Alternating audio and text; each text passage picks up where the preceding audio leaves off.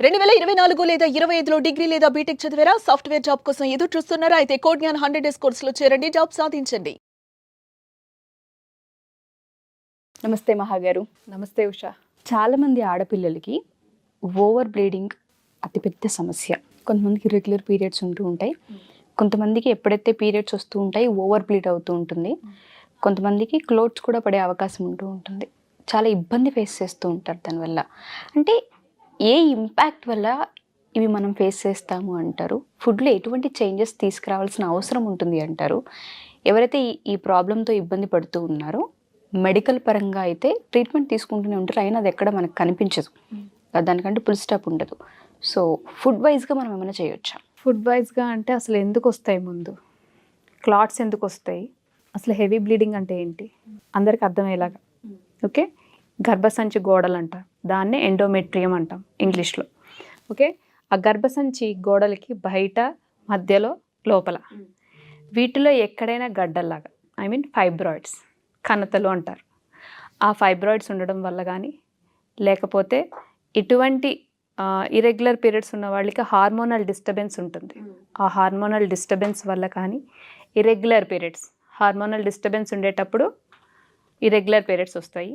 ఇంకొకటి ఏంటంటే ఇప్పుడు నీకు ఏదైతే చెప్పానో అబ్నార్మాలిటీ, అంటే స్ట్రక్చరల్ అబ్నార్మాలిటీ, అంటే లోపల ఏవైనా కణతలు లాంటివి ఫైబ్రాయిడ్స్ ఉండడం వల్ల కానీ ఇవి క్లాట్స్ అనేవి వస్తాయి.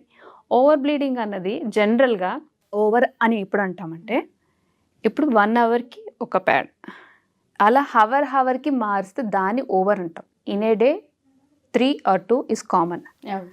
దీన్ని క్యాల్కులేట్ చేయలేం. జనరల్ మెజర్మెంట్, జనరల్గా మాట్లాడేది ఏంటంటే it's like A 2 to 3 tablespoons or 35 to 40 ml.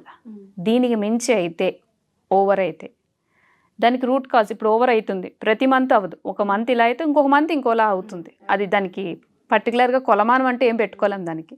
In case జనరల్గా అప్పటికి ఓవర్గా అయిపోతుందంటే దానికి టాబ్లెట్స్ దొరికితే తీసుకుంటాం.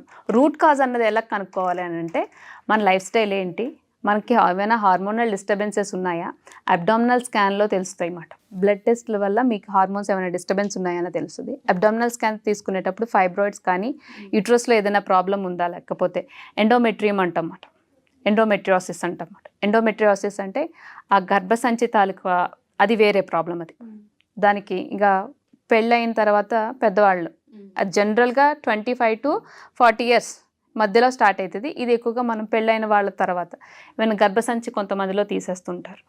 నిజంగా గర్భసంచి తీసేయడం ఎంత ప్రమాదకరమైందంటే, ఈ ఎండోమెట్రియోసిస్లో ఓవర్ బ్లీడింగ్, అబ్డామినల్ క్రాంప్స్ ఎంత అంటే భరించలేరు అన్నమాట. అంత భరించలేనప్పుడు వాళ్ళు ఏంటంటే ఇంక మేము భరించలేము అని వెళ్ళేటప్పుడు డాక్టర్ కూడా ఇంకేం చెప్తారంటే, తీసేయండి, యూట్రస్ తీసేసేయండి అంటారు. నిజంగా యూట్రస్ తీసేసిన తర్వాత వచ్చే కాంప్లికేషన్స్ ఎవ్వరూ అబ్జర్వ్ చేయరు. ఎంత నరకమో తెలుసా. ఆ పెయినే బెటర్ అనిపిస్తుంది. ఒక గర్భసంచి అంటే ఇట్ ఈస్ అ క్రియేషన్.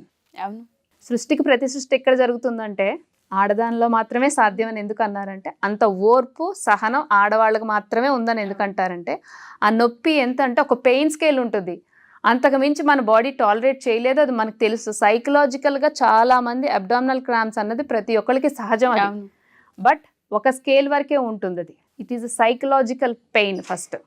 ఆ సైకలాజికల్, ఎస్ నేను టాలరేట్ చేయగలను. ఒక పెయిన్ క్రాస్ అయిపోయిన ప్రతి మంత్ ఫేస్ చేస్తున్నామంటే, ఓకే నేను రూట్ కాజ్, నా ఎమోషనల్ స్టేట్ ఏంటి, నా లైఫ్ స్టైల్ ఏంటి, నేను ఎక్కడ ఎక్కువ స్ట్రెస్ తీసుకుంటున్నాను, వీటిల్లో చేంజ్ చేసుకుని అప్పుడు కూడా నేను ప్రాబ్లమ్ని అధిగమించలేకపోతున్నాను అంటే then you opt for something else.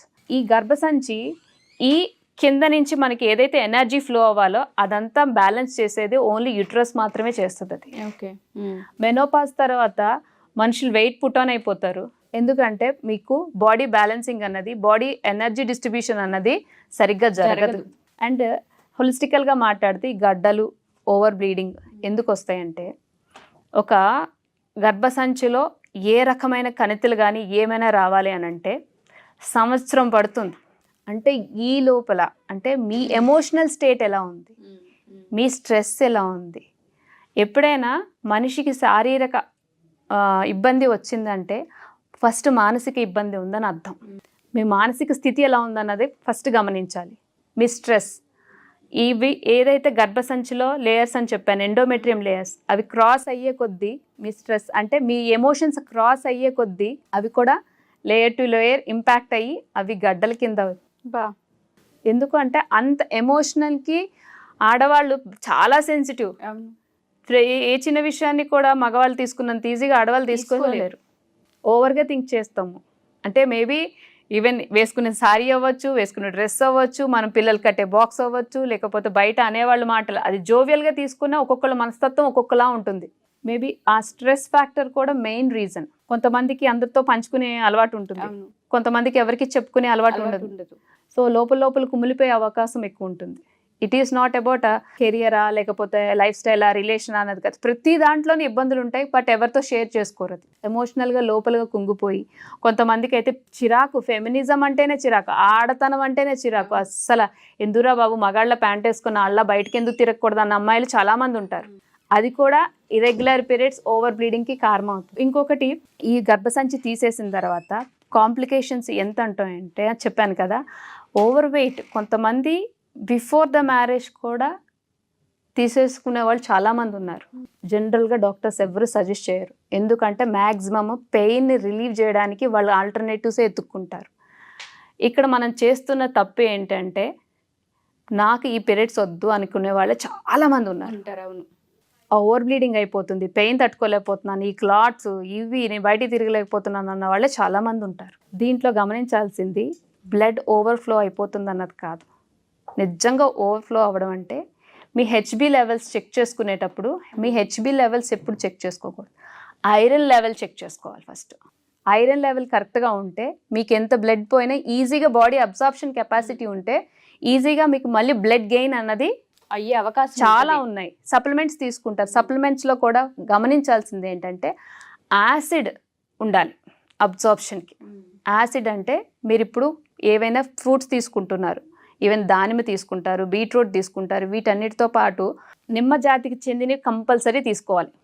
Vitamin C blood supplement తీసుకోగానే సరిపోదు, అది బాడీకి అబ్జర్వ్ అవుతుందా లేదా అన్నది కూడా మనం గమనించుకోవాలి. అది గమనించాలంటే హెచ్బి లెవెల్స్ కన్నా ముందు మీ ఐరన్ లెవెల్స్ ఎలా ఉన్నాయి, ఎప్పుడైతే బ్లడ్ టెస్ట్లకి ఇస్తున్నామో ఐరన్ లెవెల్స్ కూడా చెక్ చేయించుకోగలితే, మీ ఐరన్ లెవెల్స్ కరెక్ట్గా ఉంటే బ్లడ్ ఎంత పోయినా మీకు ఫెటిగ్ అయిపోవడం, నీరసం వచ్చేయడము, అనీజీగా ఉండడము ఇలాంటివి ఏమీ ఉండదు. అండ్ ప్రెగ్నెన్సీ కాంప్లికేషన్స్ కూడా ఉండవు. ఫస్ట్ మనం చెక్ చేసుకోవాల్సింది iron levels. Even after delivery తర్వాత కూడా క్లాట్స్ పడే అవకాశం చాలా మందికి ఉంటుంది. అవును. లాక్టేటింగ్ మదర్స్ వాళ్ళ పెయిన్ ఎక్కువైపోయి టాబ్లెట్స్ కూడా తీసుకోలేరు. ఎప్పుడైతే ఆఫ్టర్ డెలివరీ ఫుల్ క్లెన్జింగ్ అన్నది యూట్రస్లో జరగదో ఆ పెయిన్ అన్నది క్యారీ చేస్తూనే ఉంటారు. అందుకని పథ్యం పెడతారంటారు. సో వాటిలో ఏం వాడతారు, ఎక్కువగా వాడేది టర్మరిక్ వాడతారు, సొంటి జింజర్ వాడతారు, డ్రై జింజర్ వాడతారు. ఇవన్నీ ఏమిటంటే క్లెన్జింగ్ మాట లోపల. బట్ అవేవో మనం అపోహల్లా చూస్తాము, ఏదో పెద్ద భూతద్దంలో. బట్ క్లెన్జింగ్ అన్నది ఇంపార్టెంట్. మన లైఫ్ స్టైల్, మన తినే ఫుడ్, మన ఎమోషన్ స్టేట్ ఇన్ని డిపెండ్ అయి ఉంటాయి అని ఎవరు ఆలోచించరు. ఓవర్ బ్లీడింగ్ నాకు ఇలా అయిపోతుంది, అలా ఫస్ట్ సైకలాజికల్గా స్ట్రాంగ్ ఉండాలి. ఓకే. ఈ రెండింటిని ఐరన్ పోతుంది అంటే హెచ్బి చెక్ చేయించుకునే ముందు మీరు ఐరన్ లెవెల్స్ చెక్ చేయించుకోండి. అండ్ సైమల్టేనియస్కి B12 అన్నది ప్రతి ఒక్కళ్ళ తక్కువ ఉంటుంది, ఇది కూడా చూసుకోవాలి. ప్లానింగ్ ఫర్ ప్రెగ్నెన్సీ కానీ లేకపోతే మాకు ఇరెగ్యులర్ పీరియడ్స్ వస్తున్నాయి అని అంటే, ఓవర్ఫ్లో ఆఫ్ బ్లీడింగ్, క్లాట్స్ ఇవన్నీ వస్తున్నాయంటే హెచ్బితో పాటు ఐరన్ అండ్ B12 కంపల్సరీగా చెక్ చేసుకోవాలి. ఓకే. ఎవరైనా సరే ఒకవేళ ఫుడ్ త్రూ కనుక కంట్రోల్ చేసుకునే అవకాశం ఉంది అని కనుక మీరు చెప్తే మనల్ని అప్రోచ్ అవ్వచ్చు అంటారా? అంటే ఎస్, డైట్ చెప్పాను కదా, మనిషికి ఒక రకంగా ఉంటుంది కాబట్టి అదే అడుగుతున్నాను. ఇఫ్ ఇన్ కేస్ వాళ్ళు కాంటాక్ట్ అయ్యి మేము డైట్ త్రూ దీన్ని కంట్రోల్ చేసుకోవాలనుకుంటున్నాం ఇంట్రెస్ట్ ఈజీగా, ఓకే, ఆ ఛాన్స్ అయితే ఉంది. సో ఎవరైనా సరే మహాగారు చెప్పిన విధంగా ఆ ప్రాబ్లం ఎవరైతే ఫేస్ చేస్తూ ఉంటుంటారో, మెడికల్ పరంగా మేము అన్నీ ట్రై చేసాం బట్ ఇది ఎక్కడా ఆగట్లేదని మీకు కనుక అనిపించుంటే డైట్ త్రూ కూడా కంట్రోల్ చేసుకోవచ్చు, రివర్స్ చేయొచ్చు అని చెప్తున్నారు. కింద స్క్రోల్ అవుతున్న కాంటాక్ట్ నెంబర్ని కాంటాక్ట్ చేసి మీరు పూర్తి వివరాలు తెలుసుకోవచ్చు. Thank you మహాగారు.